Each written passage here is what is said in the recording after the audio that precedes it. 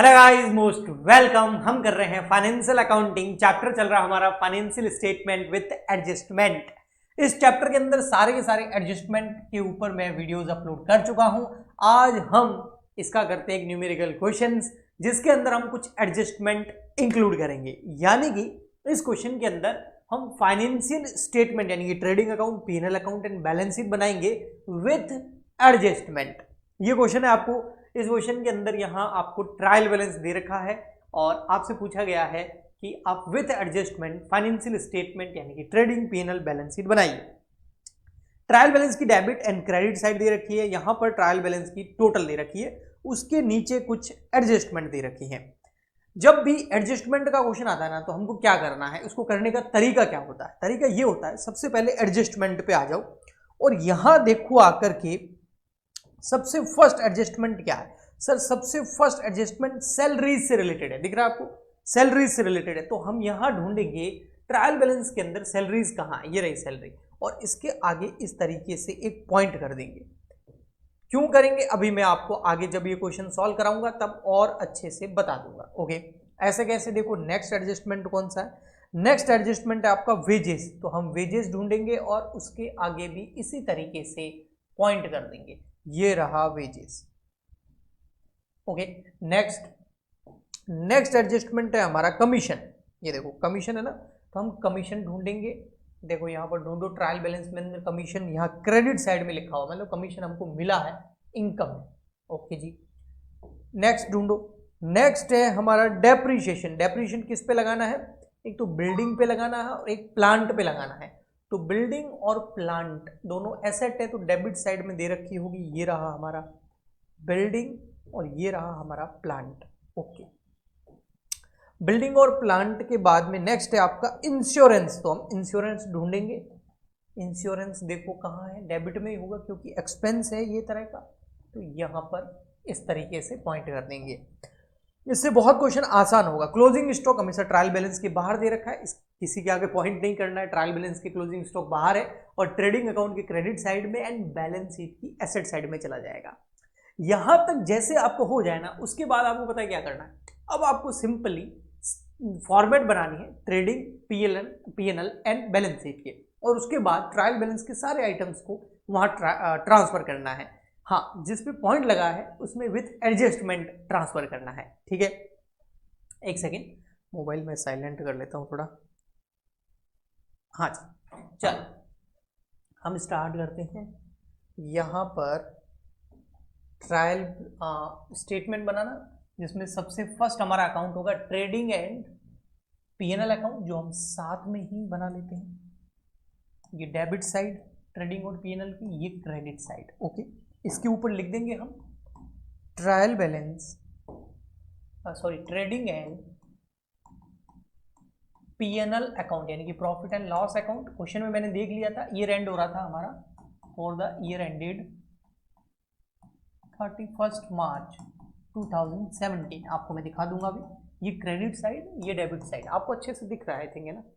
थोड़ा सा नीचे करूं, हाँ अब ठीक है। ओके, यहां आ जाएगा पर्टिकुलर। बहुत आसान है, इसको है ना समझ के थोड़ा सा एक स्टेप बाय स्टेप सिस्टमेटिक तरीके से करें तो बहुत इजी क्वेश्चन होते हैं ये। हाँ, अगर उलझ गए ना तो फिर खराब है। तो सर कैसे बनाएं इसको इजी, तो जो मैं आपको अभी स्टेप बता रहा हूं ना, सेम फॉलो करना है। क्या स्टेप फॉलो करना है, सबसे पहले भैया आपको क्वेश्चन देखना है, उसमें ट्रायल बैलेंस देखना है, फिर जितने भी एडजस्टमेंट है उससे रिलेटेड जितने भी पॉइंट्स है वो ट्रायल बैलेंस में आपको उसके आगे पॉइंट लगा देना है। फिर उसके बाद ट्रेडिंग एंड पीएनएल का फॉर्मेट बनाना है और उसके बाद में बैलेंस शीट का फॉर्मेट बनाना है। Balance sheet as on 31 March 2017। Balance sheet में डेबिट क्रेडिट होता नहीं है, आपको पता है। एक होती है लायबिलिटी साइड और एक होती है एसेट साइड। उसका रीजन है कि बैलेंस शीट जो है वो अकाउंट नहीं होता, एक तरह का स्टेटमेंट होता है। जैसे कि ट्रायल बैलेंस भी एक तरह का स्टेटमेंट, बैलेंस शीट भी एक तरह का स्टेटमेंट। यहां तक करने के बाद में अब देखो, ये रहा आपको ये जो ट्रेडिंग पीएनएल और बैलेंस शीट जो बनाना था ना, ये देखिए trading PNL and balance sheet. ये आपको ट्रेडिंग पीएनएल बैलेंस शीट जो है, ट्रेडिंग पीएनएल और बैलेंस शीट जो है, ये 31 मार्च 2017 के एंड में बनाना था। ओके, अब यहाँ ट्रायल बैलेंस दे रखा, आइए एक एक आइटम को देखते हैं। आपको दिख रहा है ना, आई थिंक, है ना। ओके, ज़्यादा इसको जूम करने की जरूरत नहीं है। ओपनिंग डेबिट साइड देख रहा हूँ, डेबिट साइड में आपको क्या आएंगे, या तो एक्सपेंडिचर आएंगे डायरेक्ट या इनडायरेक्ट, या फिर एसेट्स आएगी। क्रेडिट साइड में क्या आएगा, या तो इनकम आएगी डायरेक्ट और इनडायरेक्ट, डायरेक्ट इनकम होती है सेल्स, इनडायरेक्ट इनकम बाकी की होती है, और या फिर लाइबिलिटीज आएगी। ओके, डेबिट साइड चलते हैं। सबसे पहले ओपनिंग स्टॉक ट्रायल बैलेंस के डेबिट साइड में आ जाएगा 24,000 रुपये, यहाँ सॉरी ट्रायल बैलेंस क्या, trading account to opening stock, इसकी जगह फिक्स है 24,000। मैंने आपको फॉर्मेट्स करवाए थे, फॉर्मेट्स क्या हमने क्वेश्चन भी किया था फाइनेंशियल स्टेटमेंट का जिसमें एडजस्टमेंट नहीं थे, तो ट्रेडिंग पीएनएल तो वैसे ही बनाना है, बैलेंस शीट तो वैसे ही बनाना है। फिर आपको दे रखी है परचेजेस दे रखी है आपको 1,60,000 की परचेजेस, तो हम यहाँ लिख देंगे टू परचेजेस 1,60,000। ओके, और इसमें से क्या लेस होता है, परचेज रिटर्न, तो मैं लिख देता हूँ, होगा तो लेस कर देंगे। नेक्स्ट, उसके बाद आता है कैश इन हैंड, ये तो बैलेंस शीट में जाएगा 16,000, यहाँ पर सीधा कैश इन हैंड 16,000। तो इस तरीके से 1 बाय 1 ट्रायल बैलेंस के सारे आइटम्स को ट्रेडिंग पीएनएल बैलेंस शीट में ट्रांसफर करना है। कैश एट बैंक 32,000, तो आइए यहाँ आ जाएगा cash at bank. Hand writing थोड़ी ऐसी आएगी क्योंकि मैं फास्ट करा रहा हूँ ताकि लेक्चर लंबा नहीं हो, आप आराम से इसको कंप्लीट कर सकें।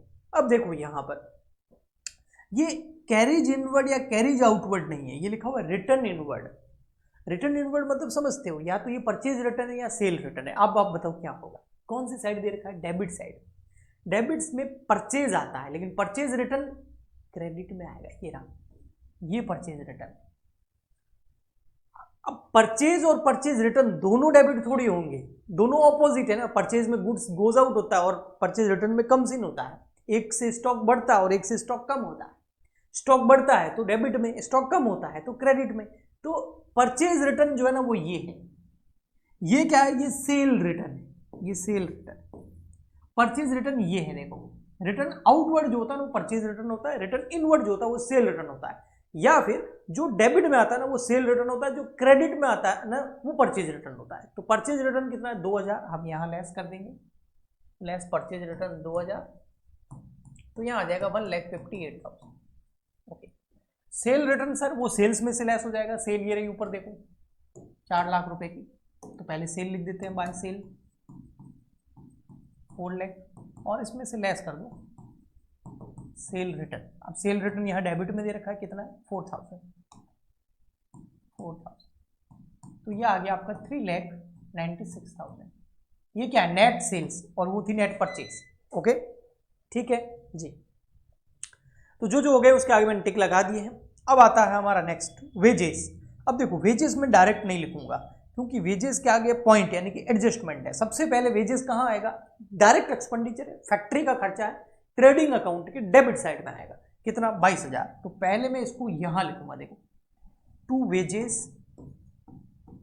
पर बाहर नहीं लिखूंगा, क्यों, क्योंकि इसमें एडजस्टमेंट है, तो अंदर लिखूंगा क्यों, कुछ एड लेस होगा। अब देखो क्या है, अब वेजेस के आगे पॉइंट लगा हुआ है तो इसको यहीं खत्म नहीं करेंगे, हम देखेंगे नीचे कि वेजेस के बारे में क्या एडजस्टमेंट है। तो एडजस्टमेंट ये है कि वेजेस आउटस्टैंडिंग है, कितना 6,000 रुपए से, यानी कि वेजेस मजदूरी तो किसी मजदूर ने कर ली, मतलब एक्सपेंस इंकर्ड हो गया बट नॉट पेड येट, तो ये क्या है, ये एक तरह की लायबिलिटी। तो एक तो लायबिलिटी में जाएगा और एक जो आपकी वेजेस है ना उसके अंदर ऐड हो जाएगा। तो ये वेजेस आउटस्टैंडिंग कितना है 6,000। अच्छा, ये एडजस्टमेंट ऑलरेडी मैं करा चुका हूं तो आपको पता होना चाहिए क्या है। एडजस्टमेंट नंबर ये सेकंड था, फर्स्ट था क्लोजिंग स्टॉक, सेकंड था वेजेस, थर्ड था प्रीपेड, सेकंड था आउटस्टैंडिंग एक्सपेंस, थर्ड था प्रीपेड एक्सपेंस, फोर्थ था अक्रूड इनकम, फिफ्थ था अनअर्न्ड इनकम, सिक्स था क्लोजिंग स्टॉक, सेवन था बैड डेब्ट्स, एट था प्रोविजन फॉर डाउटफुल डेब्ट्स, और नाइन था provision on discount on debtor, और 10th नंबर था आपका प्यारा सा interest on manager commission, interest on capital, interest on drawing. याद है ना आपको, तो वो सारे एडजस्टमेंट मैंने कराए हैं। तो ट्रीटमेंट क्या है वो आपको ऑलरेडी पता होगा। ओके जी, ठीक। तो जी वेजेस आउटस्टैंडिंग है, इसका मतलब एक तो ये यहाँ ऐड हो जाएगा, यहाँ पर वेजेस के अंदर 6,000 आउटस्टैंडिंग वेजेस यानी कि आउटस्टैंडिंग एक्सपेंडिचर।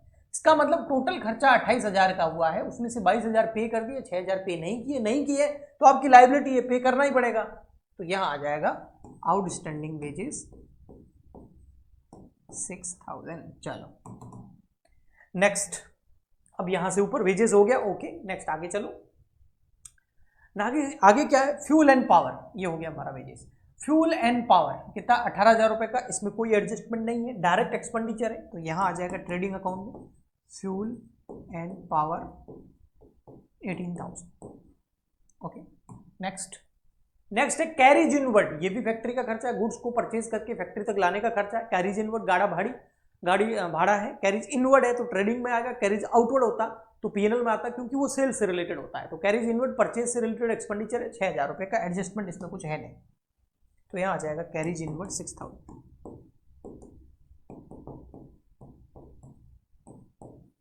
ओके जी,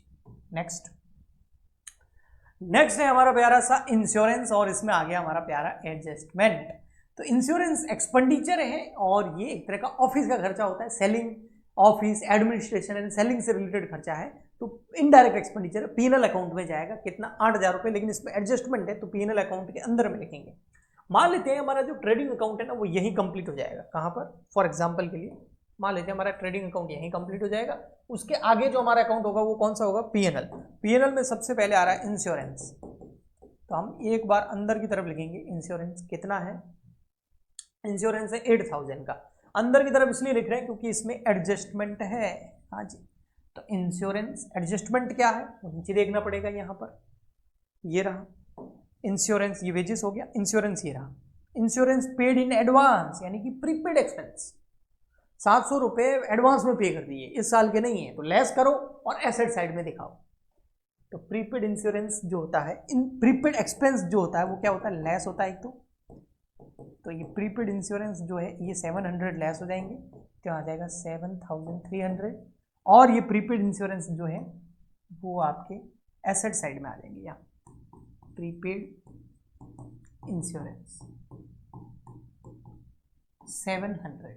ओके सही है ना, मैंने सही लिखा ना, 8,000 में से 700 रुपये लेस करेंगे तो 7,300 ही बचेगा ना, है ना, यस, नहीं 7,000, 8,000 में से लेस कर लो 700, 7,300। ओके नेक्स्ट, ओके ये दो हो गए हमारे एडजस्टमेंट, ऐसे समझ में आ गया, तो एक साथ एडजस्टमेंट नहीं करने, जैसे जैसे आते जाएंगे होते जाएंगे। ओके नेक्स्ट आ गया हमारा बिल्डिंग, ये हो गया बिल्डिंग और प्लांट, दोनों एसेट है, दोनों पे क्या लगा हुआ है, एडजस्टमेंट, और एडजस्टमेंट क्या है आपको पता है, फिक्स एसेट्स पे क्या एडजस्टमेंट होता है, डेप्रिसिएशन का, चलो फिर भी करते हैं।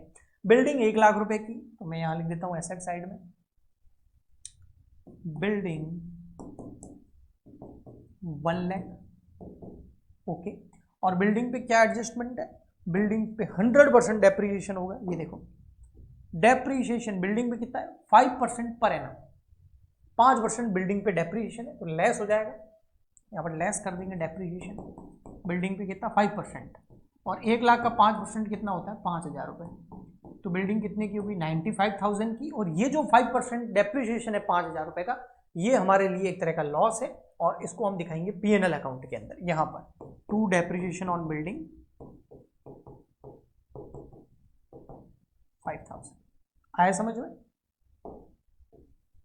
तो डेप्रिसिएशन वाला भी एडजस्टमेंट नंबर 6 में करवा चुका हूं आपको, है ना। ओके जी, उसके बाद जो प्लांट है उस पर डेप्रिसिएशन कितना है 3% पर एनम है, थोड़ा सा ही ध्यान रखना, प्लांट पे डेप्रिसिएशन कितना है 3% पर एनम, और प्लांट कितने रुपए का है, प्लांट है 80,000 का, तो सीधा लाओ यहाँ पर प्लांट 80,000 का, और उसमें से लेस कर दो डेप्रिसिएशन 3%, 80,000 का 3% कितना होगा 2,400 रुपये, 2,400, तो 80,000 में से 2,400 रुपये लेस कर दो, तो प्लांट बच गया 77,600 का, और ये डेप्रिसिएशन जो है 2,400 का ये वापस पीएनएल में चला जाएगा, टू डेप्रिसिएशन ऑन प्लांट 2,400 आया समझ, डबल इफेक्ट होता है हर एडजस्टमेंट का। ओके ठीक, ओके जी, यहां तक हो गया। पेटेंट एक इंटेंजिबल एसेट है तो कोई एडजस्टमेंट है नहीं, सीधा यहां आ जाएगा, पेटेंट था कितना, मैंने अमाउंट नहीं देखा, देख लो, पेटेंट है 30,000 का। ओके जी, तो पेटेंट लिख देते हैं यहाँ पर 30,000, इसमें एडजस्टमेंट है नहीं। एसेट है तो एसेट साइड में लिख दी। इंटेंजिबल एसेट होती है जैसे goodwill, copyright, patent, trademark, franchisee, formula, ये सब इंटेंजिबल एसेट्स होती है। आईपी बोलते हैं, इंटेलेक्चुअल प्रॉपर्टी राइट्स होते हैं। Okay, salaries, salaries PNL account में आएगी 28,000 रुपए। चलो भाई यहां लिख दो सैलरीज, पीएनएल अकाउंट के डेबिट में आएगा यहाँ 28,000 टू सैलरीज। लेकिन इसमें एडजस्टमेंट है तो बाहर ना लिख के पहले अंदर लिखेंगे। एडजस्टमेंट क्या है ये भी इंपॉर्टेंट है। एडजस्टमेंट है यहां पर, कहां पर, यहां पर। ओके, डेप्रिसिएशन वाला हो गया। ये रहा सैलरी, सैलरी क्या आउटस्टैंडिंग है और वो भी कितनी, 12,000 रुपए की, तो ऐड हो जाएगी 12,000 रुपए। मतलब आपने पे नहीं किए हैं सैलरी 12,000, तो टोटल आपका सैलरी इस बार होता है 28 और 12 40। उसमें से 28 पे कर दिए, 12 पे नहीं किए तो आपकी लायबिलिटी है, तो बैलेंस साइड में चली जाएगी। यहां पर आउटस्टैंडिंग सैलरीज 12,000। ओके जी, तो ये सैलरीज वाला भी हो गया। नेक्स्ट आगे बढ़ते जाते हैं बस। फिर है फर्नीचर, एसेट है, कोई प्रॉब्लम है नहीं, 12,000 रुपए, तो यहां लिख दो फर्नीचर। इसमें एडजस्टमेंट नहीं है। ओके, नेक्स्ट आता है आपका ड्राइंग, कैपिटल में से लेस हो जाता है 18,000 रुपए। जैसे यहां पर बैलेंस शीट में जो कैपिटल आएगी ना, यहां पर ओपनिंग कैपिटल क्वेश्चन में दे रखी होगी, उसमें से, उसमें हम नेट प्रॉफिट ऐड कर लेते हैं, नेट लॉस होता है तो लेस कर लेते हैं, ड्राइंग लेस कर लेते हैं। अब मैं यहाँ नेट प्रॉफिट मान रहा हूँ, बट अगर नेट प्रॉफिट नहीं हुआ, नेट लॉस हुआ ना, तो लेस कर दूंगा। ड्राइंग कितनी थी, ड्राइंग थी हमारा 18,000 रुपये। ओके जी, तो यहाँ 18,000 लेस हो जाएगा। ओके जी,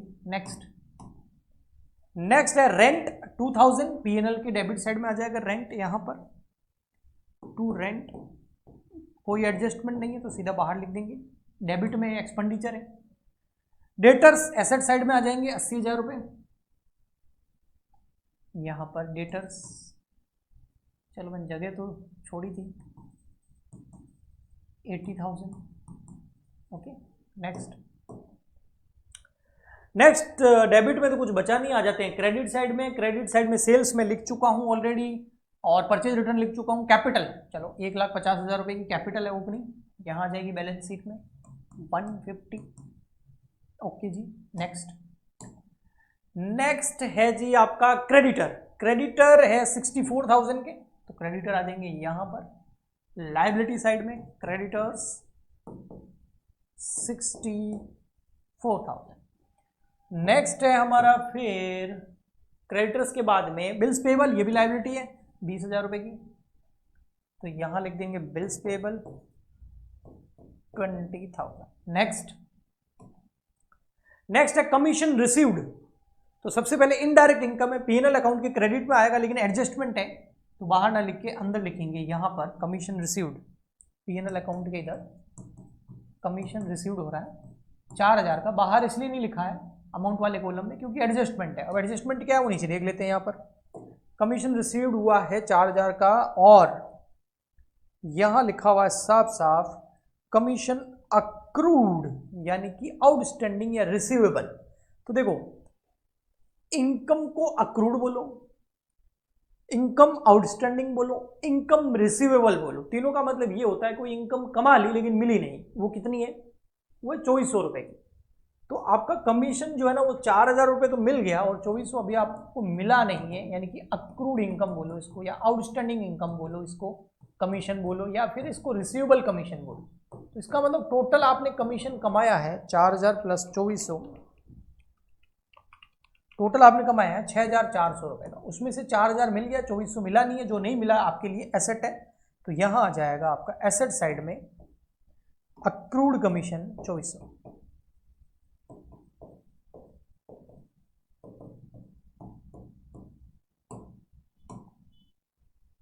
ओके जी, सारे एडजस्टमेंट हो गए? हाँ, हो तो गए।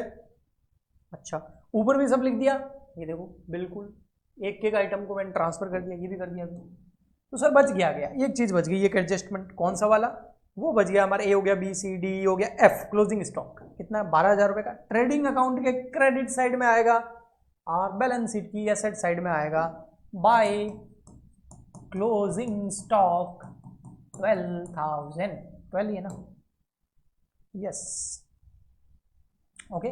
और कहाँ आएगा एसेट साइड, यहाँ मैंने जगह छोड़ रखी है स्टॉक के लिए 12।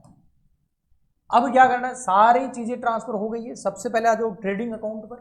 ट्रेडिंग अकाउंट में ग्रॉस प्रॉफिट या ग्रॉस लॉस कैलकुलेट करूं। मैं एज्यूम कर रहा हूं कि प्रॉफिट ही होगा, तो मैं क्रेडिट साइड की टोटल कर लेता हूं, यानी कि इनकम है हमारी 4,08,000, उसमें से सारे एक्सपेंस लेस कर दूं 24,000, 158, 28, 18,000 एंड 6,000।